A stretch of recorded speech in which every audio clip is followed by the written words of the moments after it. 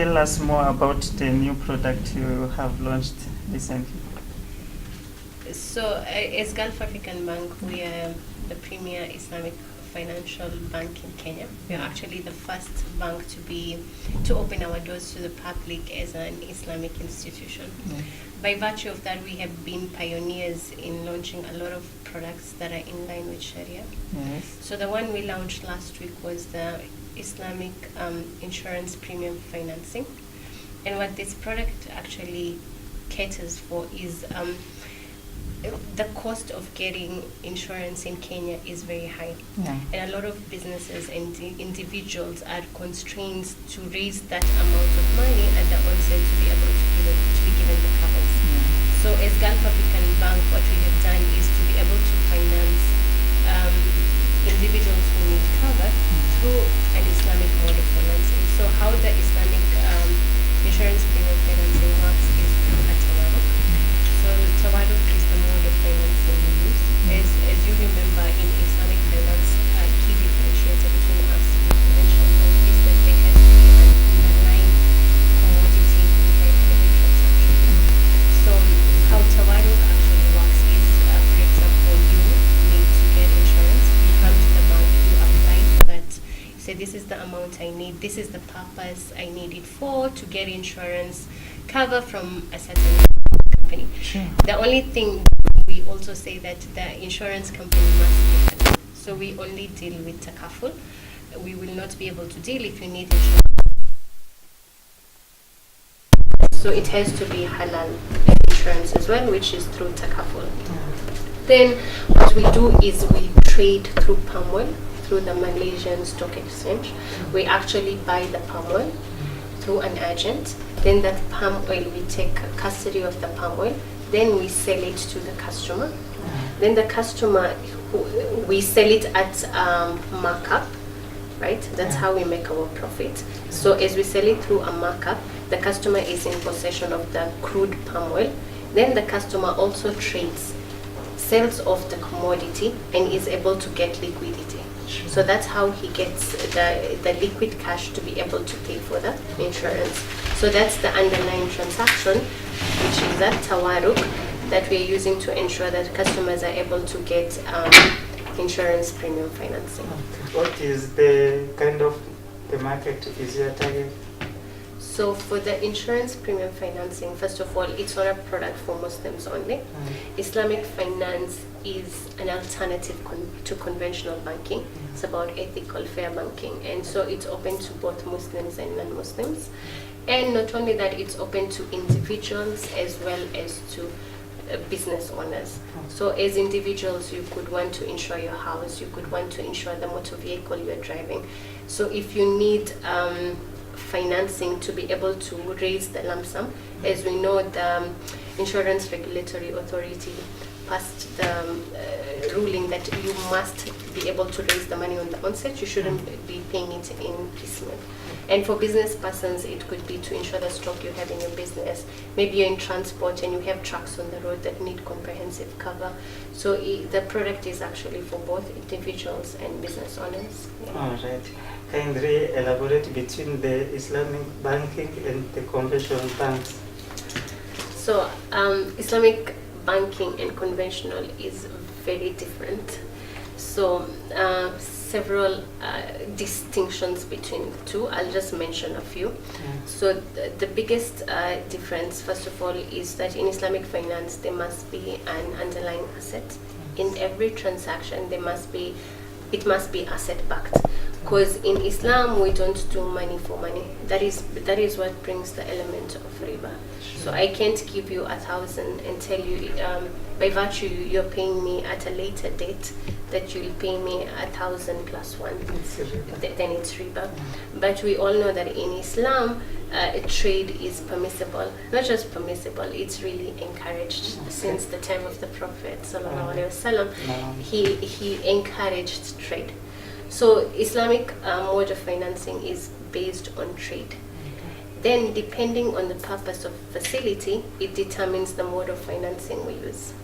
So there are different modes of financing. There's murabaha, there's diminishing musharaka, there's card, so depending on the purpose. So when the customer comes in to request for a facility, then we structure based on why does he need the money, and that structure determines the mode. So let's say if you come and you need to buy stock, then we do a murabaha. And there are rules and regulations of that trade transaction.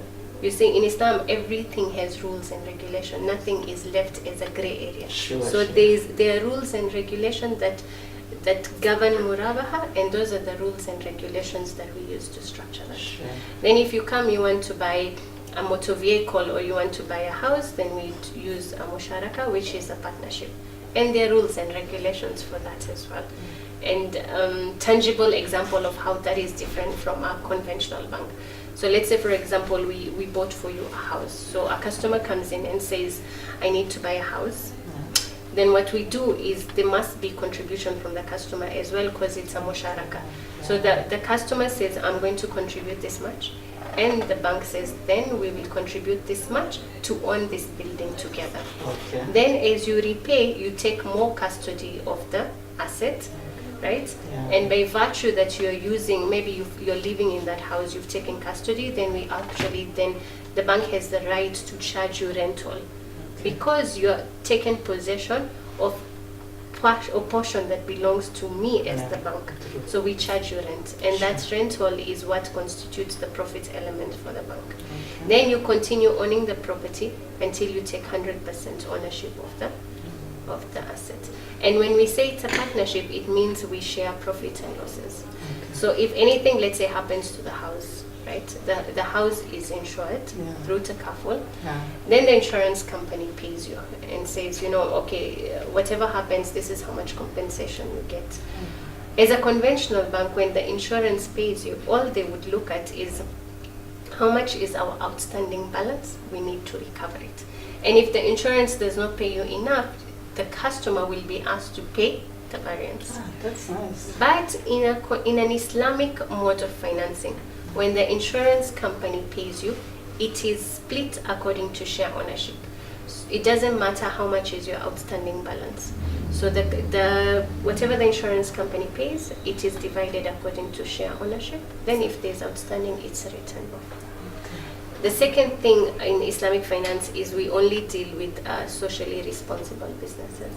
So as you come to open an account at Gulf African Bank, the first thing we look at is what kind of business are you doing? So if you deal in alcoholism, if you deal in casinos, element of gharar comes in. So we will not allow you to open accounts with us if you're dealing in businesses that are not Sharia compliant.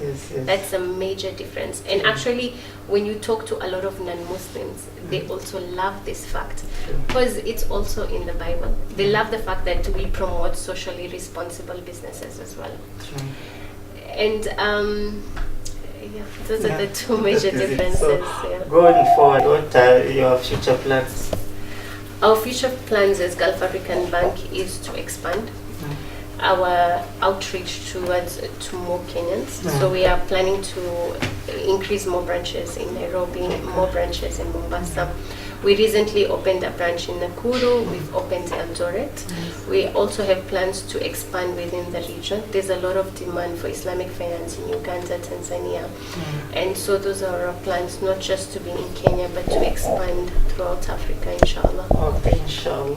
In the past month, you had a workshop on women and entrepreneurship, and we have a knowledge that you also have another one coming soon on Tuesday and Wednesday. Can you elaborate on that, please? Okay. So, as Gulf African Bank, we are champions of women economic empowerment. We have a program dubbed Anisa. Anisa in Islam means woman. So that's how we've branded the product under the Anisa umbrella. And under Anisa, we have so many programs. So it's based on 3 pillars. We say we empower, educate, and protect the woman, what matters most to her. So let's say, for example, when you talk about empower, we have women-only branches. We are the only bank in Kenya that looks at a woman and what are her needs. And so we have women-only branches, whereby if you walk in from the askari with her gun outside to the tellers, to the manager, everybody is a woman.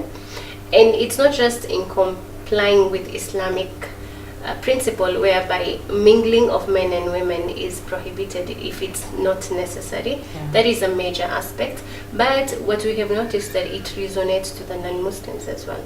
A lot of women love to have a space where they can interact with other women and feel free and feel, at liberty. Yes. And a lot of women, regardless of their faith, don't really like to queue and you're sandwiched between men. It's really uncomfortable. Yeah. So those are the things we look at, and it resonates to women.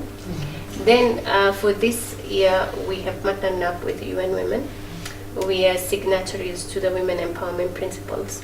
And we were nominated to champion one of the principles, which talks about inclusivity of women in the supply chain. That's nice. Yes, thank you. So what we're doing for this year is, in this program, we're looking at 3 things. So we have said that the government has given the biggest opportunity, first of all, of women in Kenya is in the procurement space. That is one fact we are all aware of.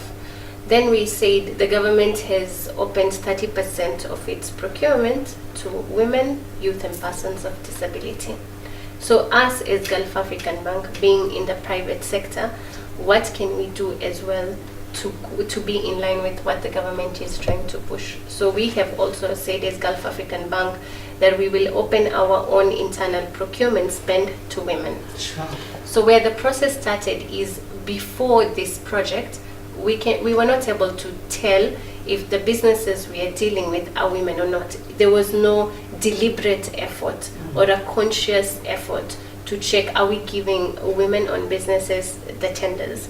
So that has changed now. We have changed our entire process from how we capture vendors in the system, and it started with a cleanup of all the vendors we have to find out, among the vendors we've given jobs to, how many of them are women-owned businesses. So this means going back to MEMAC's Memorandum of Understanding and actually checking, does this company really belong to a woman? And that's something we started doing in November. So we've cleaned up our entire vendor base. And we know now that, of course, the statistics is not good, but it's where we are headed that is important. So our current status is that we give our work to women,